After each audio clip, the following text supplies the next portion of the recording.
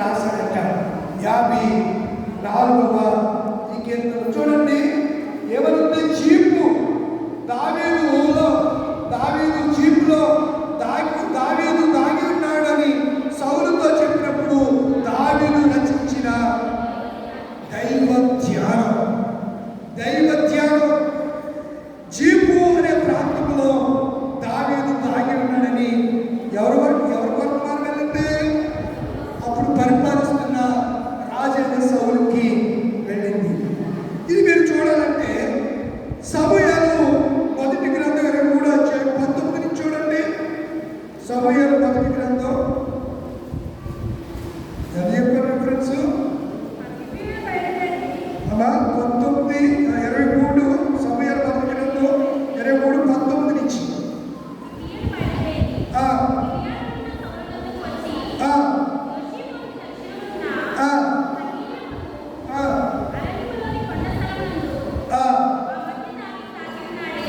మా మధ్య దాగి ఉన్నాడే రాజా.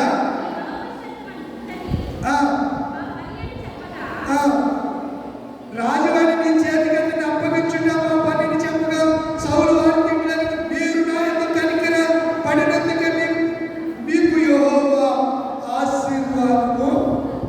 సరే ఏమంటాడు? దావీదు గెలుపురాదండి.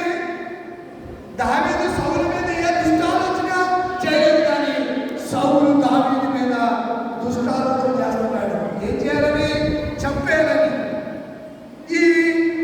ఈ సౌలు బారి నుంచి తప్పించుకునే జీపు అనే అరణ్యంలో అతడు ఉంటే అక్కడ ఉన్నవాళ్ళు కొంతమంది అలాగే ఉంటారు, కొంతమంది మనతోనే ఉంటారు, వెళ్ళిపోయి అక్కడ చెప్తూ ఉంటారు, మనతో మాట్లాడుతూ ఉంటారు. వాళ్ళు గుట్టం తట్టుకెళ్ళి రావుతులకు అపోజిషన్ వాళ్ళు చెప్పేస్తూ ఉంటారు.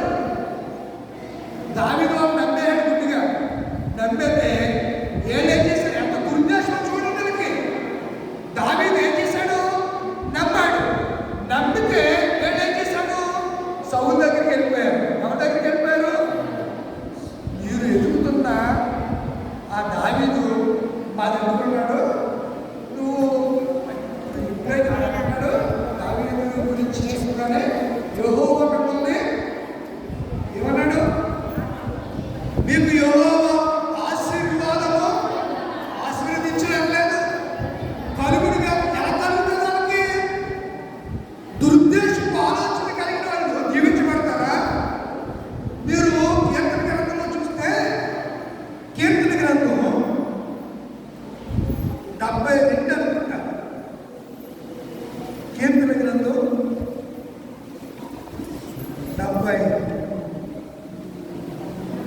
72 చూడండి. 72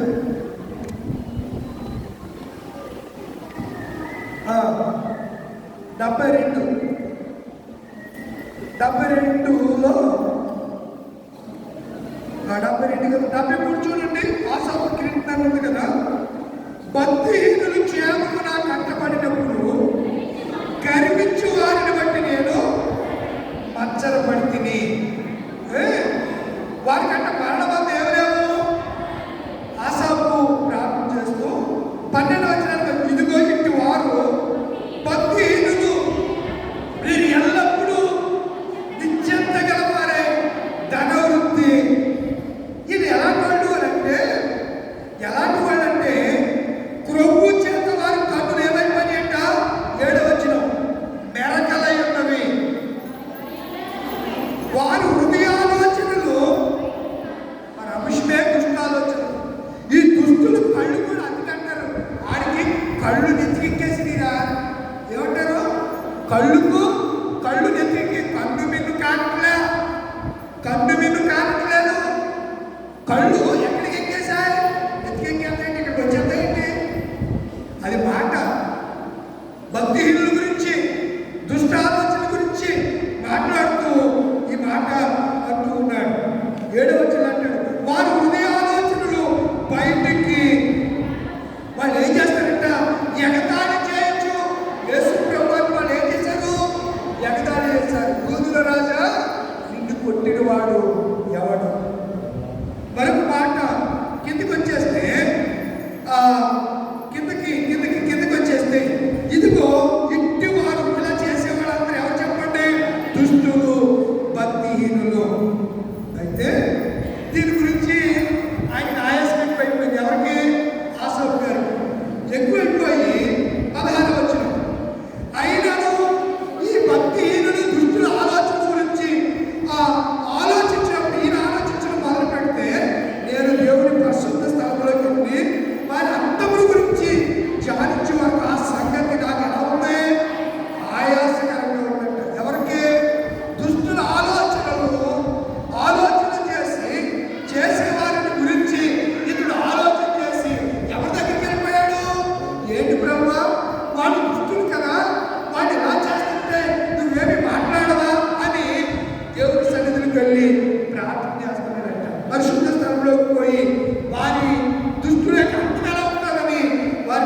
ధ్యానించే వరకు ఆ సంగతి నాకు ఆయాసకరంగా నిశ్చయముగా వాళ్ళు ఎక్కడున్నారంట? ఎక్కడున్నారు?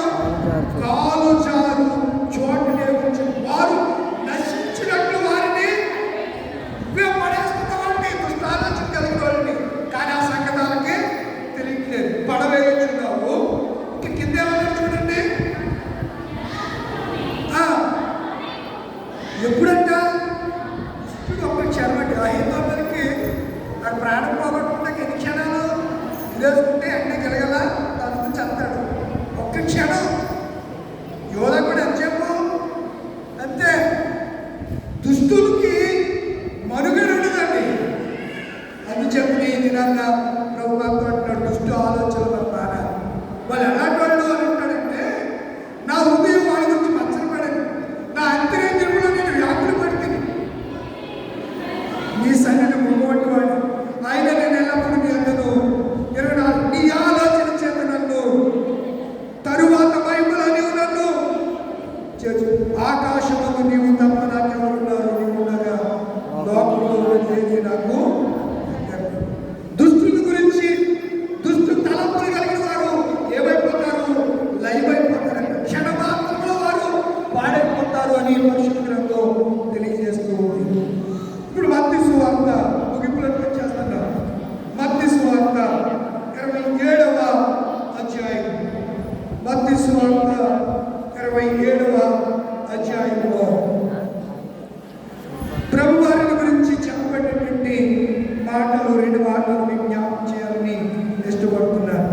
ఉదయమైనప్పుడు ప్రధాన యాజకులను ప్రజల పెద్దలందరూ యేసును చెప్పాలని ఆయనకు విరోధముగా దుష్ట ఆలోచన చేశారు. ఎప్పుడంట?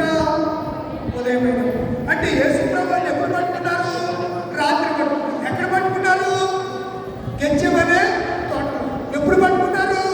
ప్రార్థన చేసుకుంటుండగా, తండ్రితో మాట్లాడుతూ ఉండగా ఆ రాత్రి గెచ్చమనే తోటలో పట్టుకున్నారు. ఉదయమైనప్పుడు చంపవలని దుష్టాలోచన చేసి ఆయన్ని బంధించి తీసుకుని పోయి అధిపతి అయిన పొద్దు పిలాతునకు ఎవరికి అప్పగించారట? పొద్దు పిలాతు ఆ దినాల్లో యూద యెరూషలేము ప్రాంతంలో గవర్నర్గా పనిచేస్తున్నాడు. ఇంకా పస్కా పండుగ సమీపిస్తుంది. పస్కా పండుగ సమీపిస్తుంది. రాజప్రతినిధిగా గవర్నర్ యాంటనీ కోటలో ఉన్నాడు. యెరూషలేములో యాంటనీ అనే ఒక కోట ఉంది. ఆ కోటలో అతడు విడిది చేస్తూ ఉన్నాడు. అతడు ఆ పండుగలో ఏమైనా అవాంఛనీయ సంగతులు జరుగుతాయేమని ముందుగానే సైన్యాధిపతులందరికీ కూడా ముందుగానే ఉత్తర్వులు దాగి చూడండి. 144 సెక్షన్ అంటారు. ఎన్నారా? ఇద్దరు కలిసి మాట్లాడుకోవడం కానీ, నలుగురు గుంపుగా ఉంటే పోలీసులు వచ్చి కొట్టాడు పడుకోకుండా చిత్త కొట్టేదాడు. వాళ్ళు ఒకరు ఎదిరిస్తే ఇంకో 10 మంది పోలీసులు వచ్చి లాఠీ చార్జ్ చేసి లాకప్లో పెడతారు.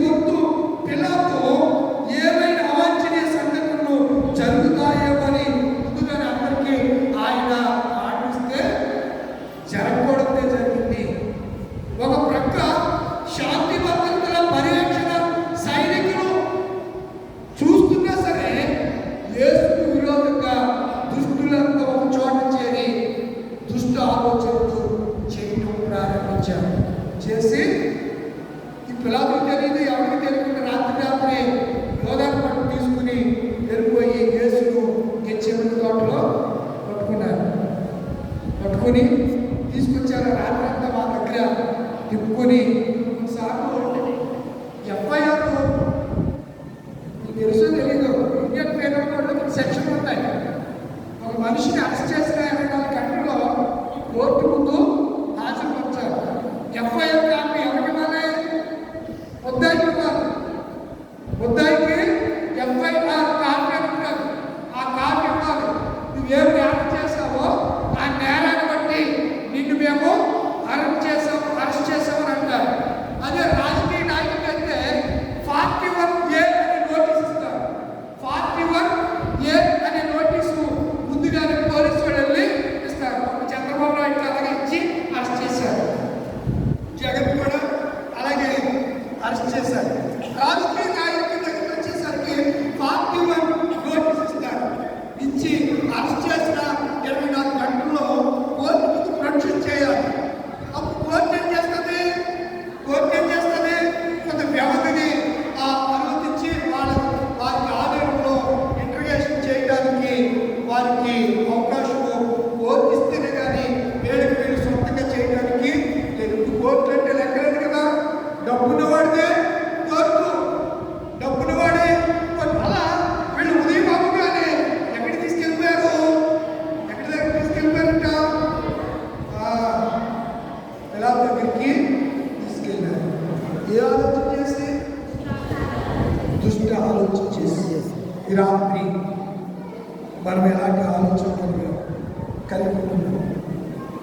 యెరొబాము దుష్ట ఆలోచన చేత చెడిపోయాడు.